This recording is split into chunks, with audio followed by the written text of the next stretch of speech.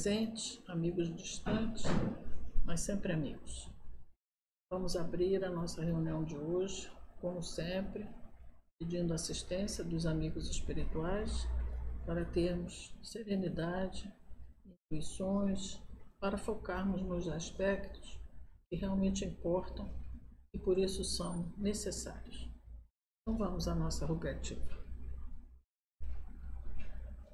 Jesus amado, Mestre querido, com bastante serenidade no coração, apesar dos momentos conturbados vivenciados aqui na Terra, levamos o pensamento ao plano mais alto, para nos conectarmos com as forças do invisível que nos abastecem a alma de coragem, de resignação, mas também de vontade firme de seguir adiante, produzindo sempre o melhor.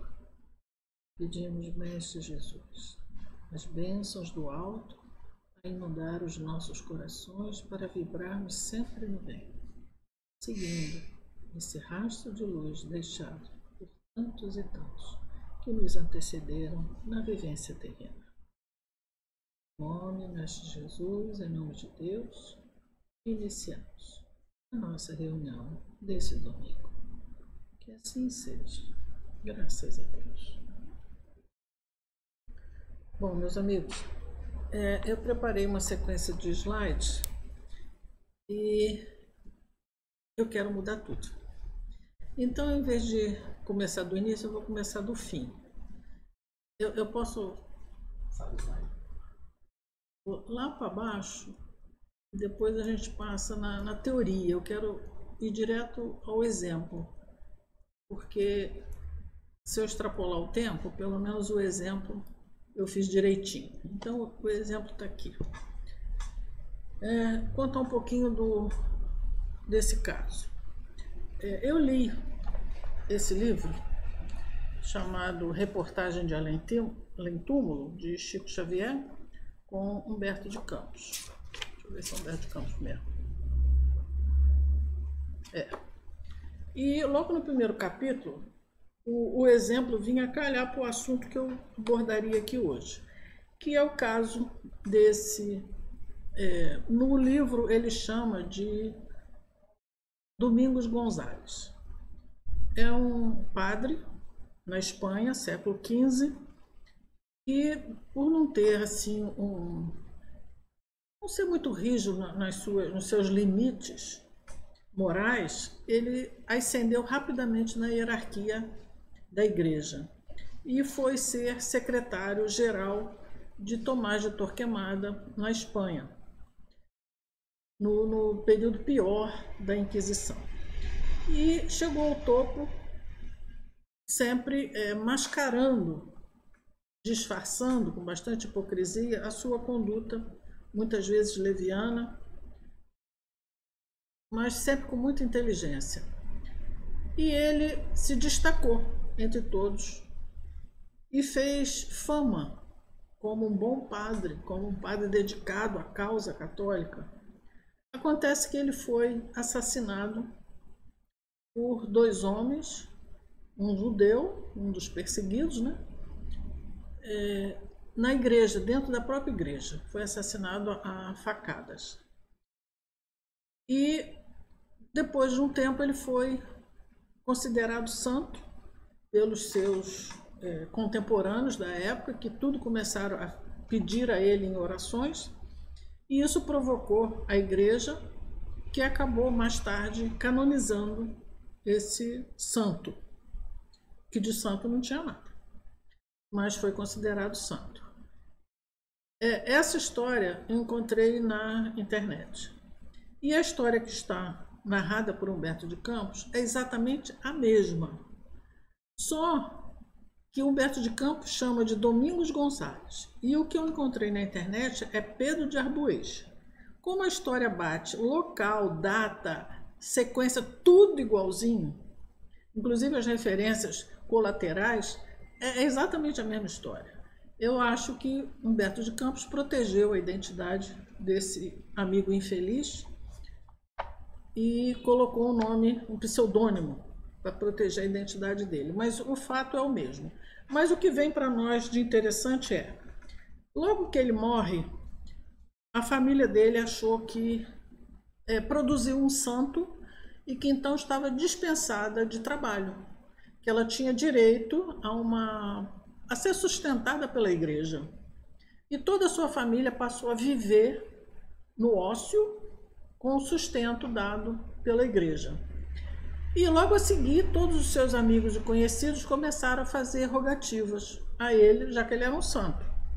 E as rogativas partiam políticos desonestos, comerciantes desleais, pessoas corruptas, pessoas viciadas. Era o time com quem ele lidava. Ele era um homem de 1000 faces. Então todo esse povo começou a ver nele a escapatória para os seus deslizes e começou a fazer pedido a ele, como ele era um santo, para realizar. Ou seja, livrar um da cadeia, livrar o outro de ser descoberto, a falcatrua e tal. E ele, no plano espiritual, começou a sentir essa pressão.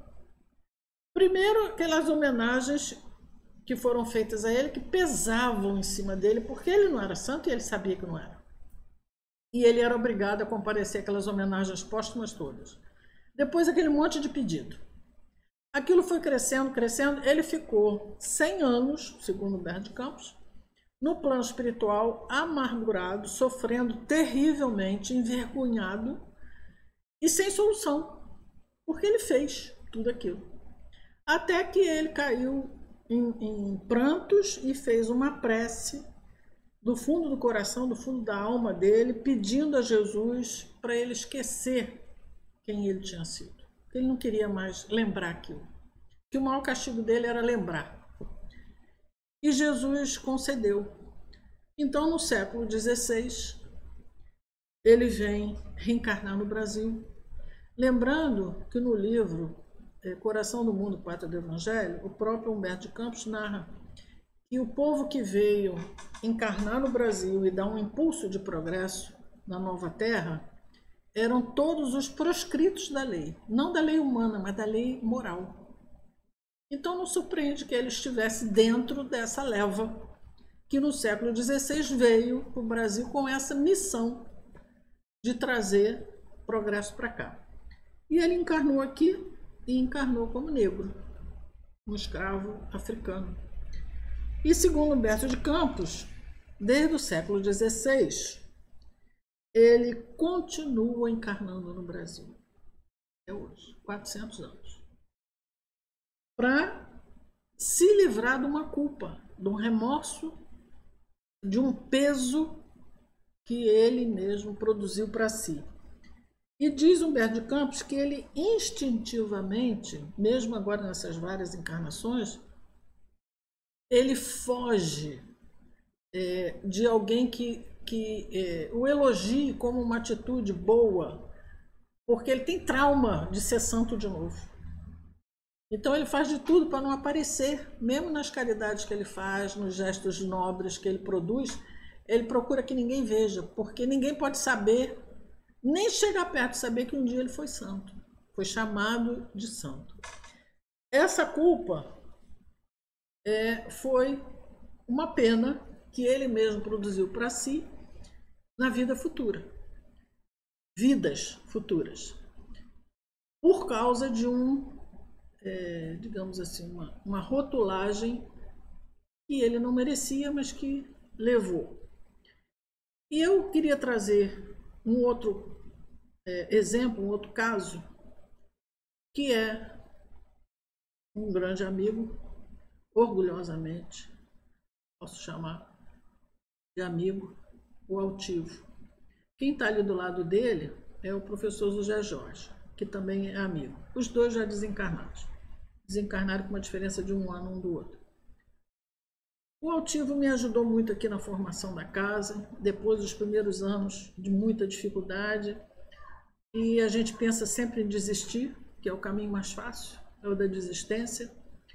E se eu não desistir, foi por conta do Altivo. Todas as minhas crises foram dissipadas com as orientações que ele foi me dando ao longo do tempo. E passado a morte dele, o desencarne dele, ele se apresentou aqui, eu ouvi aqui na sala, me assustei, porque tinha 15 dias só que ele tinha desencarnado, e eu fiquei tão assustada que eu não falei para ninguém, que eu falei, vão dizer que eu sou maluca, e com razão. Só que depois, na semana seguinte, ele tornou a aparecer, amparado, ainda muito enfraquecido, convalescendo ainda do desencarne. E aí eu soube, lá no Leon Denis, que ele tinha aparecido em outras casas. Ele tinha feito uma ronda, digamos assim, nas casas onde ele em vida comparecia.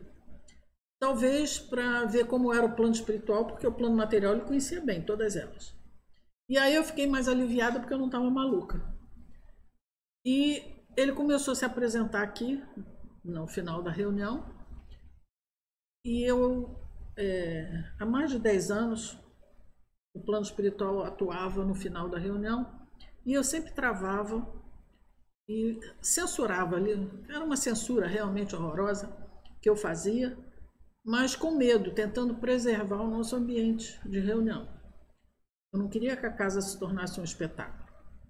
Mas quando eu peguei o microfone para fazer a prece no encerramento, que eram feitas por vários espíritos diferentes, que eu nem conhecia, e eu disfarçava o máximo para ninguém perceber, e para minha surpresa, quem se aproxima? O altivo. E aí eu não podia falar para o altivo, que falar faz prece. Cadê a moral? Cadê a gratidão? Afinal, era o altivo. E eu simplesmente relaxei e falei, seja o que Deus quiser. E deixei ele falar. E ele falou. A partir daí a gente começou a gravar essas mensagens ao final da reunião. E ele veio várias vezes repetidas, Dr. Herman. E aí ele abriu uma porta que eu mantive fechada por 10 anos.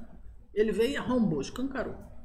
Porque se eu deixei o altivo, como é que eu não vou deixar os outros? E os outros, eu digo Dr. Herman, eu digo vários outros, até conhecidos.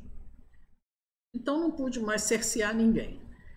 E o altivo, ao longo do tempo, ele foi me relatando, fazendo algumas confidências, confessando algumas coisas, e me confessou que numa encarnação anterior a essa de altivo, ele tinha uma missão junto ao Espiritismo, na França, contemporâneo de Kardec, e que ele falhou. Ele simplesmente não fez nada do que ele combinou fazer. E ainda ao contrário, ainda abusou do poder e do dinheiro que ele teve nessa encarnação. Além de não ajudar o Espiritismo, ainda se divertiu muito. Mas, enfim, ele depois teve consciência disso. Aos poucos, alguns anos depois de desencarnado, ele foi aflorando essa lembrança dele, dessa existência anterior, e ele ficou muito triste. Nessa época, ele chegava perto de mim e eu sentia o coração, parecia que fazia assim o meu coração, de tanto que doía. Eu sentia a dor dele e eu não sabia o que era. Fiquei muito nervosa, achei que estava acontecendo alguma coisa no Leon Denis, parte burocrática, parte legal. Procurei me informar e a informação que eu tive é que ele tinha deixado tudo alinhavado. O que eles estavam fazendo era realizar o que ele já tinha dito que queria que fizesse. Então não tinha motivo para ele estar amargurado daquele jeito. E aquela dor no meu coração continuava. Mas era muito forte, muito forte. Até que começou a passar aquela dor. E hoje eu sei que aquele aperto no coração foi o período que ele teve consciência, lembrança do que era para ter feito e não fez. A pena dele no mundo espiritual foi a recordação do que poderia fazer e não fez. Por conta disso, era para fazer e não fez, ele já teve a encarnação de altivo que fez muito pelo Espiritismo. Foi um grande divulgador nosso. Mas ele ainda não acha que está bom. Ele ainda não acha que se quitou com o débito que ele acumulou lá naquela encarnação, lá atrás, lá no século XIX. ele ainda, segundo o relato para mim, pretende trabalhar de novo no espiritismo aqui no Brasil. Então eu quero partilhar com vocês essa mensagem que ele trouxe aqui, em que ele fala mais ou menos isso daí. Eu vou ler. Foi durante o final da reunião pública. Fizemos um acordo e ela pensa em desistir. Está tão pequenininho que eu não consigo ler. Combinamos que ela me deixaria falar. Pronto, agora enxerguei. As outras eu consigo enxergar. Porque ele sempre que ele vinha, ele queria falar que era ele. E eu, 90% das vezes, eu não deixei ele falar que era ele. Aliás, muita coisa que ele queria falar, eu não deixei ele falar. Eu achei que estava protegendo ele. Aí, primeiro ele falou isso. Aí eu falei, tá bom, tá legal, trato é trato. Aí ele começou a falar. Eu participei da construção desta casa. Orientei, aconselhei. Por isso me sinto feliz em ver o rumo que ela tomou. E que eu participei disso. Acreditem, eu também, altivo, quando desencarnei, também me recriminei por não ter feito mais. Poderia ter tido mais empenho, mais força, mais garra e fazer mais. Mais do que ele, hein? Imaginem. Fiz alguma coisa, mas acreditem, meu débito é grande. Quando podia fazer muito, não fiz nada e ainda fiz errado. Então, como altivo, não mereço louros, pois estava apenas corrigindo um dever de consciência, trabalhando, como diz a página inicial, na hora derradeira. Acontece que para mim também a lei do progresso através das reencarnações é imperiosa. Quando voltar ao trabalho, o que vou encontrar? Vou ter que começar do zero de novo? Ou vou encontrar casas fortes, plantadas no trabalho, no amor, naquelas posturas pelas quais eu me debati a vida toda, tolerância, fraternidade? Espero, meus amigos, que quando estiver na idade própria para assumir tarefas espíritas, eu tenha casas para escolher, que eu não fique restrito a apenas uma ou duas, que muitas tenham gabarito, tenham luz, tenham estudo sólido, que tenham um trabalho de amor fortalecido no Mestre Jesus, capazes de satisfazer a minha necessidade de trabalhar com afinco na seara do Mestre, através da ferramenta magistral do Espiritismo.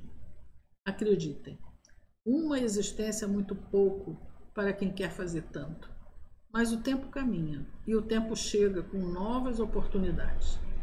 O que esperamos, espíritas desencarnados, é não precisar começar do zero.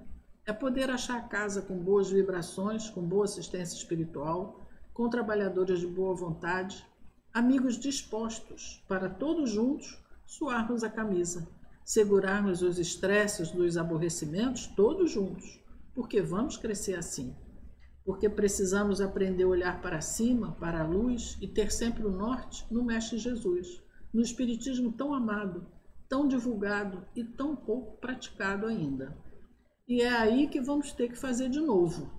Praticar o Espiritismo desde cedo, amando muito, trabalhando muito, aprendendo muito, se Deus permitir. Torçam por mim, que não sou ainda o espírito perfeito. Ainda preciso de muitas encarnações. Mas estou disposto, estou disponível, estou ávido, ansioso para novamente estar na seara espírita, comprovando para mim mesmo que eu posso sim fazer o bem, posso sim amar, posso sim fazer pelos outros a divulgação do Espiritismo pelo Evangelho do Mestre Jesus, levando a cada coração que me solicitar um tanto de esperança, um tanto de paz e muito da consolação que o Espiritismo oferece. Amigos da casa espírita, sejam amigos do trabalho espírita. Não importa a cultura espírita, importa amor espírita. Aí a nossa carência, a nossa fragilidade, mas aí também a nossa esperança, para fazermos grandes coisas no futuro, quem sabe juntos novamente, porque o amor, a amizade, o carinho entre os trabalhadores espíritas permanecerão para sempre. Orem por mim, para que eu não desanime, para que eu me fortaleça e faça muito mais ainda pelo Espiritismo, quando novamente em trabalho, reencarnado. Abraços para todos os amigos espíritas que deixei e que guardo comigo. Altivo. Essa mensagem foi depois de uma reunião pública de quinta-feira, em 2017. estava fazendo, era aniversário de desencarne dele, né? Véspera do desencarne dele. Estava fazendo 11 anos. E o palestrante tinha sido o Lawson, lá do Leon Denis, e o tema era os trabalhadores da última hora. Observem que ele fala com toda a simplicidade do mundo, como se ele não fosse o altivo que a gente aprendeu a admirar, que a gente aprendeu a amar. Ele fala como se fôssemos nós, os trabalhadores mesquinhos da seara espírita. Como se ele não tivesse feito tanto por tantas casas, por tantas pessoas. Ele não julga assim. O que prevalece na lembrança dele é a carga de recriminação que ele mesmo se impôs daquela existência lá, em que ele tinha missão junto à doutrina espírita e não cumpriu. Então, ele se propõe a reencarnar novamente, ser novamente um grande trabalhador na doutrina espírita e, quem sabe, conseguir superar esse trauma, essa dor que o acompanha ainda e sempre. Lógico que agora vai ser mais fácil, porque não terá as dificuldades que ele teve quando fundou o Leon Denis, por exemplo. As coisas agora são mais fáceis, os meios de comunicação são mais eficazes, não se atenha a livro, a jornal. Agora a coisa é mais instantânea. Mas ele deixa transparecer com certeza que ele ainda não se libertou de uma vivência de 2 séculos atrás. E nós? Eu botei umas figurinhas aqui. A gente muitas vezes se julga assim, né? Carregando um peso maior do que a gente. Olha o tamanho do graveto que a formiguinha carrega, maior do que ela. Mas a gente esquece que fazendo junto fica mais fácil, divide o peso e que tem sempre alguém para colaborar, para ajudar. Aí tá bom, a gente se estabelece assim, a gente entra numa zona de conforto, se acostuma, aí vem um obstáculo que a gente, ai meu Deus, é impossível atravessar o precipício. Nada é impossível. Não, todo mundo trabalhando junto, todo mundo fazendo a sua parte de esforço e a gente vai conseguir atravessar de um lado para o outro. Ah, então tá. Mas olha só, cara, ladeira acima não dá. A bola já é maior do que a formiga, mais pesada do que ela, ainda a ladeira acima, eu não mereço. Claro, merece. Não vou conseguir. Vai conseguir. Olha lá como é que consegue. Todo mundo junto consegue troço que até Deus duvida. Olha lá. Olha lá. Até atravessar o precipício sem cair bolinha nenhuma lá embaixo. Consegue sim. Consegue sim. Por que a gente consegue sim? Porque olha lá, ó. Essa fotografia belíssima é uma bailarina levantando pó. Não sei se é cal, se é talco, acho que é talco. Não, parecem asas, mas não são asas, é talco. E como é que ela fez isso? Ela fez. É um instantâneo belíssimo. E nós? O que nós estamos fazendo? Porque vamos ter que carregar o nosso pedacinho de pau, a nossa pedrinha lá para cima, atravessar precipício, vamos ter que fazer isso tudo. Igual a todo mundo, não tem privilégio na lei de Deus. Agora eu vou voltar aos slides lá do início, porque a gente tem um compromisso que é estudar Livro dos Espíritos, né? Então vamos voltar lá, que eu inverti a ordem aqui dos fatores, que não vai alterar o produto. Então vamos lá. Um minutinho de paciência, já aproveita para esticar um pouquinho a paciência de vocês. Até a gente chegar lá na primeira perguntinha lá do estudo de hoje. Pronto, agora a gente chegou na primeira. Porque nós estamos estudando as penas e gozos futuros, que a gente já estudou na semana passada, e a gente já viu que tudo tem consequência, não tem nada que fique fora do alcance da lei de Deus. O Padre Santo lá, quando ele estava como padre, achando que tudo que ele estava fazendo era para servir a igreja, e depois ele percebe que ele estava servindo a si mesmo, Nada ficou fora da própria consciência dele, que é o juízo mais severo. Mas, vamos lá ao nosso estudo. Os espíritos inferiores compreendem a felicidade do justo? Essa resposta é muito boa. Sim. Os espíritos inferiores entendem que o homem justo, o homem de bem, tem felicidade. E é isso que os tortura. Os tortura como? Pela inveja, pelo despeito, pela amargura de não ter o que os outros têm. Uma felicidade, uma paz que eles gostariam de ter e não têm. Compreendem que estão privados dela por sua própria culpa. Eles compreendem que não foi Deus que quis. Eles compreendem que a culpa é deles. É por isso que o espírito liberto da matéria aspira a uma nova existência corpórea, pois poderá abreviar, se bem empregada, a duração desse suplício. É então que ele escolhe as provas que poderão expiar suas culpas. Não foi isso que o santo lá fez? Não foi isso que o altivo está fazendo agora? Escolhendo provas para diminuir a amargura de uma culpa que eles sentem. Por que ficais sabendo? Essa parte interessa. O espírito sofre por todo o mal que fez ou do qual foi causador involuntário. Por todo o bem que, tendo podido fazer, não fez.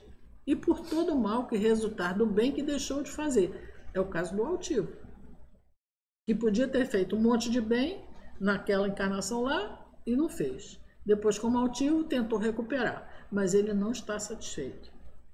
O espírito errante não está mais envolvido pelo véu da matéria. É como se tivesse saído de um nevoeiro e vê o que o distancia da felicidade. Aquela felicidade que o justo lá tem e que ele entreviu e que ele quer para ele.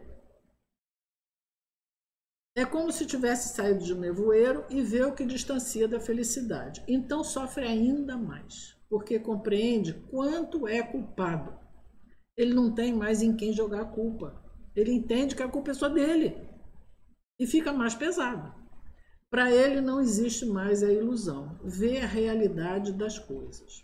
Comentário de Kardec a essa pergunta. O espírito na erraticidade abrange na sua visão, de um lado, todas as existências passadas e do outro, o futuro prometido, compreendendo o que lhe falta para atingi-lo. Como o viajante que chegou ao cume de uma montanha, vê a rota percorrida e o que falta para chegar ao destino. Não tem violência no aprendizado das coisas de Deus. Tudo vai acontecendo paulatinamente, aos poucos, conforme a gente vai tendo capacidade de absorver as orientações, a gente vai crescendo, vai evoluindo.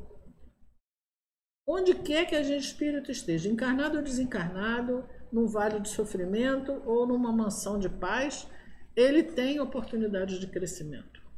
Sempre com desafios de crescer mais. O espírito nunca está satisfeito porque chegou ao final do crescimento. Não. Ele chega ao final do sofrimento. Aí ele pode colocar um fim, porque ele deixa de ter ódio, ele deixa de ter inveja, ele deixa de ter mágoa, então ele deixa de sofrer. Mas ele vai sofrer pelos outros, pelos que ainda não fizeram o entendimento que ele fez. Ele vai sempre ter uma meta, um futuro a alcançar. Olha essa frase. O que não me mata, me fortalece. Nietzsche é muito antigo, todo mundo conhece. E ele está certíssimo. Porque se a gente pensar assim, eu vou morrer para descansar, está errado. Não vai descansar nunca. Porque sempre vai ter um desafio de progresso, de elevação. E sempre vai ser fora da tua zona de conforto.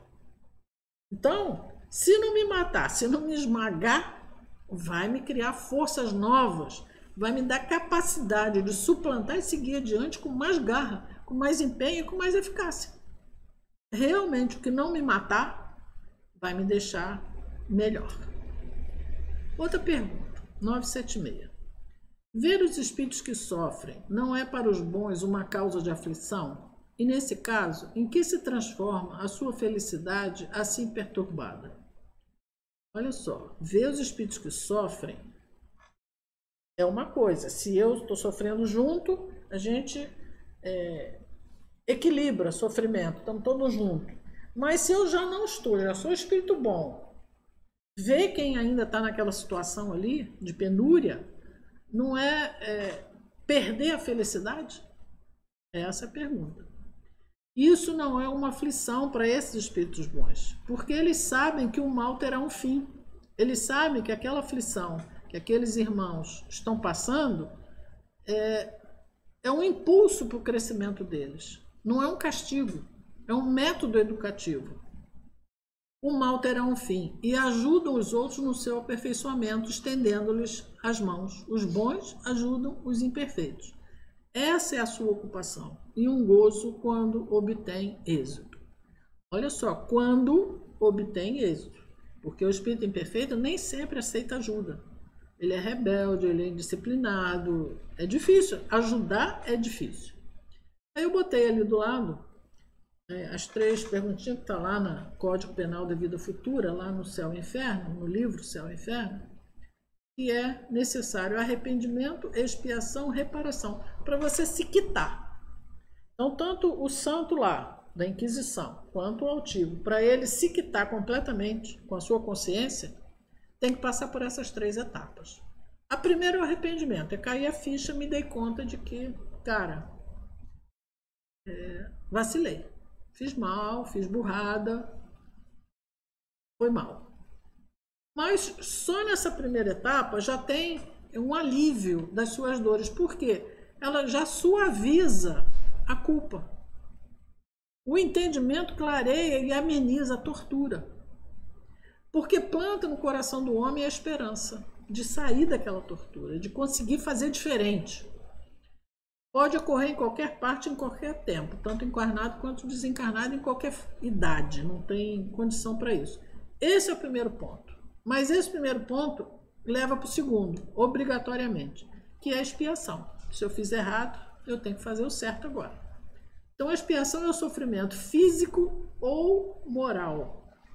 A gente precisa tomar cuidado aí, porque o sofrimento físico, a gente pode impor a alguém um sofrimento físico. Depois da expiação, não necessariamente sofrer o físico, sofrer o moral, que é pior. Pode ser na vida atual, na vida espiritual ou em outra encarnação. Olha só, o caso do altivo. Ele podia ter ajudado a divulgação e não ajudou. Ele reencarnou como altivo, fez um monte de coisa. Todas as dificuldades da divulgação ele passou, ele sofreu. E se ele tivesse ajudado lá, seria menos. Então ele veio passar o que ele mesmo fez lá. A dificuldade de divulgação do espiritismo. A história seria outra se não fosse do jeito que foi. E depois tem a reparação, porque quando você entorna o leite, você fica sem o leite, mas você também fica com a exigência de limpar o mal feito. Então você tem que reparar, fazer o bem a quem você fez o mal. Às vezes a pessoa a quem você fez o mal já se adiantou, se libertou de você. Mesmo assim permanece a sua necessidade de fazer o bem a outras pessoas na mesma situação em que você fez o mal. Aquele que não precisa mais do seu reconhecimento hoje, mas você precisa reparar aquele mal. Fazer o que deixou de fazer por inércia, era para fazer e não fez.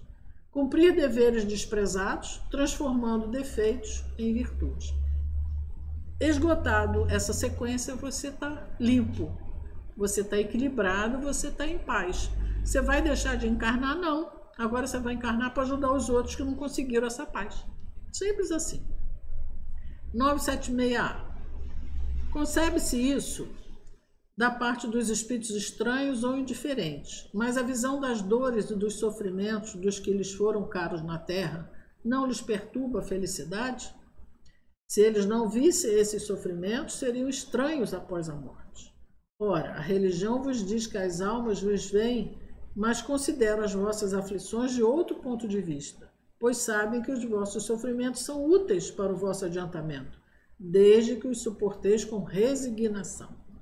Eles se afligem mais com a falta de coragem que vos atrasa do que com os sofrimentos que sabem ser passageiros. Olha só, tem gente que acha que o espiritismo prega sofrimento, tá? Desconhece completamente o espiritismo quem falou isso, porque tá errado. A gente quer paz, a gente quer felicidade. E não é sofrer que você vai reparar a sua culpa, não. Às vezes é o contrário, é fazendo um trabalho muito legal de ampliação do bem que você vai ser feliz e fazer os outros felizes e se quitar com a lei. Então não é sofrimento apaga a culpa, não é isso não, tá? Estuda mais um bocadinho que o entendimento está errado. 977, Livro dos Espíritos. Os espíritos, não podendo ocultar-se reciprocamente os pensamentos e todos os atos da vida sendo conhecidos, segue-se que o culpado está sempre na presença da vítima. Isso não pode ser de outra maneira, diz o bom senso. Olha só, tem duas maneiras da vítima se tornar o algoz. Uma é pela a vítima se tornar obsessor do seu algoz. Essa é uma maneira clássica. Mas tem uma outra maneira também. A vítima se libertou, perdoou e seguiu adiante a sua jornada. Mas o algoz, ele não se perdoa. Então ele consciencialmente, ele continua sentindo a presença da sua vítima ali como tortura, que não está mais, até que ele próprio se perdoe e se desvencilhe daquela culpa que o atormenta. São duas maneiras de ser obsidiado, mas o mal sempre deixa marca. 977A. Essa revelação de todos os atos repreensíveis e a presença constante das vítimas serão um castigo para o culpado maior do que se pensa, mas somente até que ele tenha expiado suas culpas, seja como espírito, seja como homem, em novas existências corpóreas. Ou seja, vamos ter que reencarnar muitas vezes, até termos orgulho do que estamos fazendo, e não mais culpa, e não mais remorso, e não mais carga pesada para carregar. Não vou ler o comentário, que é muito grande, o tempo não vai dar. Mas o que a gente tem que fazer é o bem. Não tem duas maneiras. 978. A recordação das faltas que a alma tenha cometido, quando ainda imperfeita, não perturba sua felicidade, mesmo depois que ela se depurou? Não, porque ela resgatou as suas faltas e saiu vitoriosa das provas a que se submeteu com esse fim. É mais ou menos o exemplo seguinte. Você entrou no charco, na lama, se sujou. Como é que você vai fazer para se limpar? Você vai tomar banho, vai se escovar, você vai se lavar, vai usar os recursos químicos que você tiver. Vai chegar uma hora que você está limpo. Não tem mais vestígio daquela lama. Aquela lama serviu para quê? Para você tomar cuidado e não entrar de novo lá. Você se livrou da lama, mas a experiência da lama ficou em você. E não vai sair nunca mais, porque é uma experiência que você leva para a eternidade, para o seu crescimento, para a sua felicidade. Porque não sofrer já é muita coisa no mundo de prova e expiação. 979. As provas que ainda terá de sofrer para terminar a sua purificação não são uma preocupação penosa que perturba a sua felicidade? É o caso do altivo. Ele sabe que vai ter que compensar o que ele deixou de fazer. Só que ele já é feliz quando ele está em ação, quando ele está divulgando o espiritismo. Ele se sente bem com ele mesmo. Mas quantas vezes ele vai precisar fazer isso? Não sei, ele é que sabe. Ele e a consciência dele. Para a alma que ainda permanece imaculada, sim. É por isso que ela não pode gozar de uma felicidade perfeita, senão quando estiver inteiramente pura. Mas para aquela que já se elevou, o pensamento das provas, porque ainda tem de passar, nada tem de penoso. Por quê? A coisa que o altivo mais ama é a doutrina espírita. E ele vai ter que voltar, ele planeja voltar novamente, fazendo o quê? O que ele mais ama, a doutrina espírita. Se castigo é prêmio. Percebe que chega uma hora que a linha divisória fica difusa, você não sabe mais onde começa, onde termina. Porque ele vai fazer o que ele mais ama fazer, divulgação de doutrina espírita. Análise dos 3 tipos de reencarnação. Quando a gente reencarna, está lá no Livro dos Espíritos também. A gente pode vir, eles dizem que a encarnação é sempre uma prova. Essa prova pode ser expiação. Expiação você não tem escolha, vai ter que passar. É o resgate por meio da dor de erros cometidos em outras existências. Geralmente a gente passa essa expiação reclamando. Você identifica quem está passando expiação quando reclama pra caramba. Mas você pode passar por um monte de provas solicitadas pelo espírito. Olha só o altivo escolhendo já a prova que ele vai passar. E já não vai ser uma expiação, já não vai ser dor, já vai ser uma alegria para ele. As quais, se bem suportadas, resultarão em seu progresso espiritual. Ele vai ter dificuldade? Vai, um monte, porque divulgar a doutrina espírita sempre é complicado. Mas ele vai ter paz, ele vai ter um gozo de alma de ter feito o que era para fazer. E isso, ele vai brigar para fazer o que o vai, digamos assim, estressar. Mas ele vai brigar para fazer. E aí ele está em provação. Não é expiação, é provação. Porque ele está fazendo de bom grado. E raras vezes é uma missão. É realização de qualquer tarefa de pequena ou grande relevância. Geralmente a gente começa as missões em casa, com você mesmo, com um parente próximo, um pequeno grupo. Depois você vai alargando a sua faixa de compromisso, de responsabilidade, cada vez um número maior de espíritos, até você ter, por exemplo, a missão de divulgar o espiritismo, como é o caso do altivo. Ele vai estar em provação? Vai, mas toda provação é uma missão também. Ele pode falhar e ele pode ter êxito. Depende dele. Porque ele não é um espírito perfeito. Ele é um espírito em missão. Então, sorte para ele, estamos na torcida. 967 a gente já viu, mas eu voltei nela porque importa. Em que consiste a felicidade dos bons espíritos? Em conhecerem todas as coisas, em não sentirem ódio, nem ciúme, nem inveja, nem ambição, nem qualquer das paixões que ocasionam a desgraça dos homens. Então, olha só, a felicidade já é não ter ódio, não ter ciúme, não ter inveja, não ter ambição, não ter paixões materiais. Isso já é felicidade, isso já é muita coisa. E a gente ainda está pelejando nisso aí, hein? 980. O laço de simpatia que une os espíritos da mesma ordem é para eles um motivo de felicidade? A união dos espíritos que simpatizam pelo bem é para eles um dos maiores gozos, porque não temem ver essa união perturbada pelo egoísmo. Eles formam no mundo inteiramente espiritual as famílias do mesmo sentimento. É nisso que consiste a felicidade espiritual. Não vou ler o restante não. É o grupo familiar que importa. 981. A diferença para o estado futuro do espírito entre aquele que temia a morte e aquele que a via com indiferença e até mesmo com alegria, a diferença pode ser grande. Entretanto, ela em geral se apaga ante as causas que produzem esse medo ou esse desejo. Quem a teme ou quem a deseja pode ser impulsionado por sentimentos muito diversos, e são esses sentimentos que vão influir no estado futuro do espírito. É evidente, por exemplo, que aquele que deseja a morte unicamente por ver nela o fim das tribulações, de certa maneira está se queixando das provas que está sofrendo. Então, não é mérito, é demérito. Está errado. 982, terminando. É necessário fazer profissão de fé no Espiritismo e crer nas manifestações para assegurar nossa sorte na vida futura? É necessário ser espírita? Se fosse, o altivo estava bem. Se fosse necessário ser católico, o santo do exemplo que eu trouxe estaria bem. Então não é a religião que vai fazer a diferença. É a sua postura, a sua conduta, o que você faz com o seu conhecimento, seja ele religioso, científico, seja o que for. Se assim fosse, todos os que não creem ou que não puderam esclarecer-se seriam deserdados, o que é um absurdo. É o bem que assegura a sorte no futuro. Ora, o bem é sempre o bem, qualquer que seja a via que a ele conduz. O bem é sempre o bem. Não tem duas maneiras de fazer o bem. Ou você deseja o bem do outro, ou você deseja o seu. O seu, o nome é egoísmo. O bem do outro, o nome é caridade. Você decide o que você quer fazer.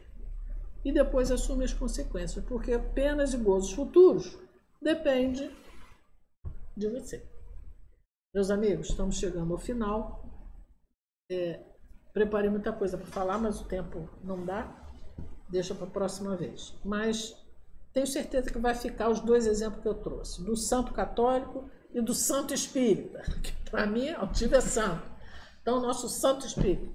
Mas eles estão em luta, eles estão a caminho, eles estão fazendo o que tem que fazer. Encararam o desafio e estão lá produzindo para si e para os outros. Isso é que nós temos que fazer também. Parar de reclamar e encarar. Onde eu fui plantado, eu tenho que florescer, tenho que fazer o bem. E é isso que importa. Então vamos fazer a nossa prece e encerrar. Jesus amado, mestre querido, como é bom, Senhor, ter uma doutrina, uma filosofia, uma religião, que nos mostra com tanta clareza a sabedoria divina para nos levar ao aperfeiçoamento de nós mesmos, criaturas viciosas, inertes. Sim, Senhor, cada um sabe o quanto luta para vencer a sua natureza inferior. O que podemos pedir é que o Espiritismo seja forte em nós, para vencermos as tentações de voltar para trás dos velhos vícios e seguirmos a atração da luz para irmos adiante no trabalho, na disciplina, no dever, na conduta reta e principalmente na caridade, para ascendermos um pouquinho que seja nessa encarnação. Mestre Jesus, ajuda-nos, Senhor, a ultrapassarmos esse momento de Covid na Terra. Sabemos que vai passar. Teremos cicatrizes, sequelas, teremos perdas, mas passaremos. Ajuda-nos, Senhor, a estarmos firmes, produzindo o bem que planejamos nesta encarnação, fazendo o que pudermos para estarmos coerentes com tudo aquilo que já sabemos. Pedindo a tua bênção para essa casa, para todos nós, e agora sim, desfazemos aqui o nosso horário de estudos. Que assim seja, graças a Deus. Próxima oportunidade.